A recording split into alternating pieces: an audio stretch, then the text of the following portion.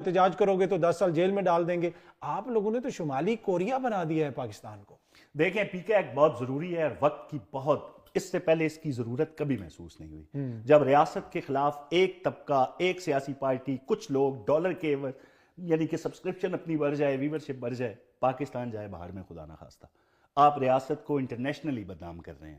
ریاست کو وہ بدنام نہیں کر رہے جو کہہ رہے ہیں جی سپریم کورٹ فیصلہ دے گی الیکشن نہیں کروائیں گے، سپریم کورٹ مخصوص نشستوں کا فیصلہ کرے گی نہیں عمل درآمد کرے گی. کیا وہ لوگ نہیں بدنام کر رہے؟ کاظمی صاحب جو لوگوں کے گھروں پہ چھاپے مرواتے ہیں، لوگوں کی ماؤں بہنوں کو گھروں سے گرفتار کرواتے ہیں، کسی کو احتجاج کی اجازت نہیں دی جاتی، جلسے کی اجازت نہیں دی جاتی، کیا وہ پاکستان کی بدنامی کا باعث نہیں بن رہا؟ احتجاج کی اجازت نہیں دی جاتی، جرائم پیشہ لوگوں کو گھروں سے اٹھایا جاتا ہے جو پرتشدد کارروائیوں میں ملوث ہیں، جو سرکاری املاک پہ حملہ کرتے ہیں، جو فوجی املاک پہ حملہ کرتے ہیں، پوری دنیا کے معظم معاشروں میں ڈاکٹر یاسمین راشد صاحبہ نے کوئی کلاشنکوف اٹھا کے حملہ کیا، کینسر سروائیور ہیں وہ، 70 سال سے ان کی زیادہ عمر ہے، اور پھر ایک خاتون وزیر اعلیٰ کی حکومت ہے، خواتین قیدیوں کو وہاں پہ رکھا ہوا ہے، سیاسی قیدیوں کو. مٹا دیں ان ویڈیوز کو، جلا دیں ان کاغذوں کو، مٹا دیں ان تقریروں کو جس میں یاسمین راشد کہہ رہی ہیں کہ چلیں.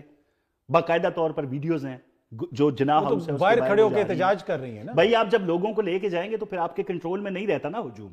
تو پھر اس میں وہ ویڈیوز ہیں نا، سی سی ٹی وی بھی رکھیں، فوٹیج ویڈیوز بھی رکھیں اور جوڈیشل کمیشن کے سامنے رکھ دیں. تو پھر تو آپ ایک دم سے ہاتھ کھڑا کر دیتے ہیں. نہیں پھر ان کو کیا کریں گے جو لوگ خود کہہ رہے ہیں کہ چلیں ہم ان کی طرف جاتے ہیں، ان کو جو اصل وارث ہیں عدالت میں. دیکھیں وہ عدالتوں میں ہے نا، ان کی رہائی کے لیے جوڈیشل کمیشن کا اور جو مذاکراتی کمیٹی ہے پی ٹی آئی کو مطالبہ کر رہی ہے کہ بھائی جو لوگ جن کے اعترافی بیانات ان کے فون میں، ان کے سوشل میڈیا ہینڈلز پہ موجود ہے، آپ ان کو بھی چھوڑ دیں. مطلب کہ جب بھی آپ کہتے ہیں جی ناقابل تردید شواہد موجود ہیں، کیا کچھ ثابت ہوا؟ جو سزائیں ہوئیں وہ بھی فوجی عدالتوں سے، کیسے مقدمات چلے، کیسے سنے گئے، کسی کو نہیں پتا. عام عدالت کے اندر جب بھی معاملہ آتا ہے وہاں پہ پروسیکیوشن اگین اینڈ اگین فیل ہوتی ہے.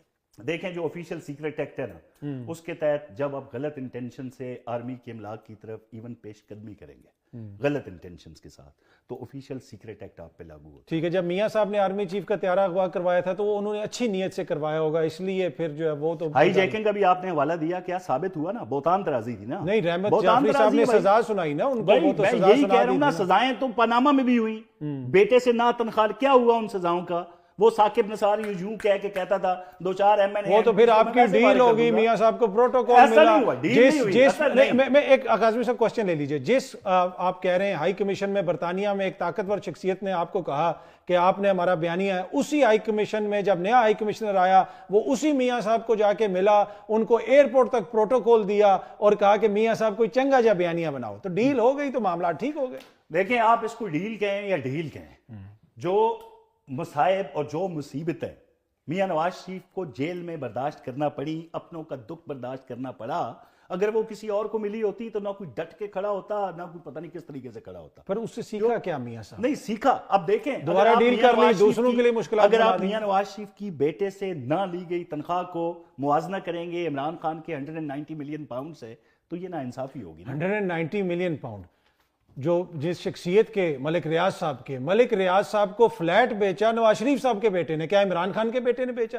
پورے یورپ میں 6 کروڑ آبادی تو برطانیہ کی ہے، میاں صاحب کے بیٹے کو کوئی اور بندہ نہیں ملا فلیٹ بیچنے کے لیے، صرف ملک صاحب ان کو ملے، اور آپ الزام جو ہے وہ عمران